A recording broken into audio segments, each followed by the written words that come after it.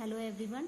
Today I am going to teach you chapter force, work and energy. As I told you earlier that force is anything when you push and pull anything and it change its shape, direction, है ना.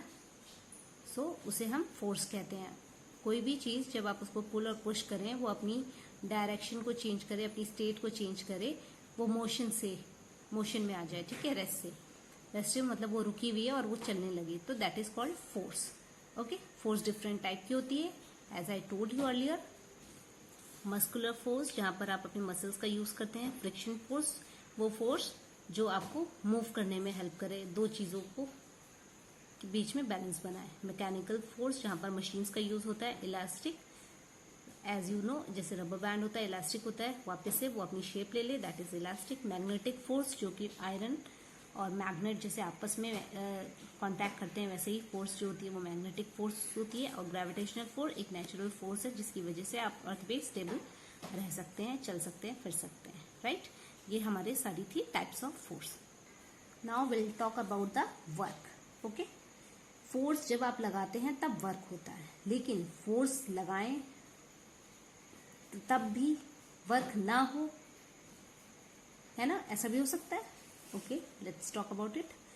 जब आप force लगाते हैं किसी चीज पे, okay, तो क्या होता है, आपका जो ऑब्जेक्ट है वो मूव करता है.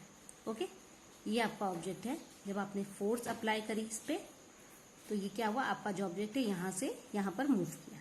ओके, ये आपका ऑब्जेक्ट है, आपने फोर्स अप्लाई की बहुत ज्यादा, लेकिन वो आपका ऑब्जेक्ट यहीं पर है. यहां पर उसको जाना चाहिए था, वो नहीं हुआ. ये टारगेट है, यहां पर जाना था, वो नहीं गया, लेकिन यहां पर आपने थोड़ी सी फोर्स लगाई और ऑब्जेक्ट यहां पहुंच गया. तो इसी को आप क्या बोलेंगे, वर्क. अगर आप फोर्स अप्लाई करते हैं और ऑब्जेक्ट अपनी जगह से मूव करता है तो वर्क डन है. अगर आपने फोर्स अप्लाई करी और ऑब्जेक्ट अपनी जगह से बिल्कुल नहीं हिला तो फिर वर्क नहीं हुआ. समझ में आया. Suppose you wish to move a wall by pushing it. अगर आप एक दीवार पे बहुत ताकत लगाते हो और उसको मूव करने की कोशिश करते हो तो क्या होगा, क्या वो हिलेगी? No. You apply a lot of force on it, but even after many hours, it does not move even a bit from its place. कितनी भी ताकत लगा लो, वो दीवार, वो वॉल अपनी जगह से बिल्कुल नहीं हिलती, बिल्कुल नहीं हटती.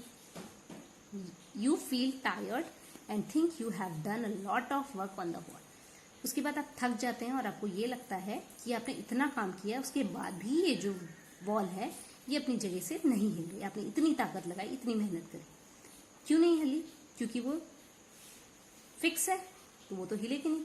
But in term of science you have not done any work. लेकिन साइंस की भाषा में आपने बिल्कुल भी वर्क नहीं किया है. Okay, in science. अच्छा, अब साइंस में वर्क करने का मतलब, work is said to be done only if your if force applied on a body move. Science में वर्क कब होता है, जब फोर्स अप्लाई करो और बॉडी मूव करे. मैंने क्या बताया, आपने फोर्स अप्लाई की और बॉडी मूव करी. Okay, in direction of the force. ठीक है. Some examples of force are moving a cart, एक कार्ट को मूव करना. किकिंग अ फुटबॉल, आपने फुटबॉल को किक किया और वो मूव करके आगे बढ़ गई.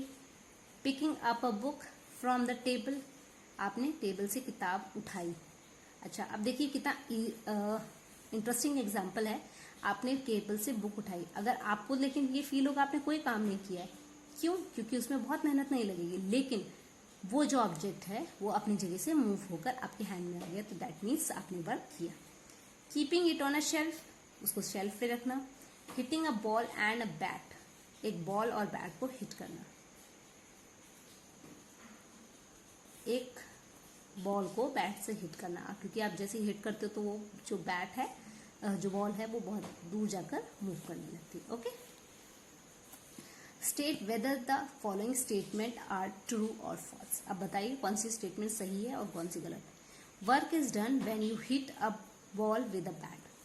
काम होगा जब आप एक बॉल को बैट से हिट करेंगे. अभी अभी मैंने बताया ऑब्जेक्ट मूव होगा तो वर्क होगा.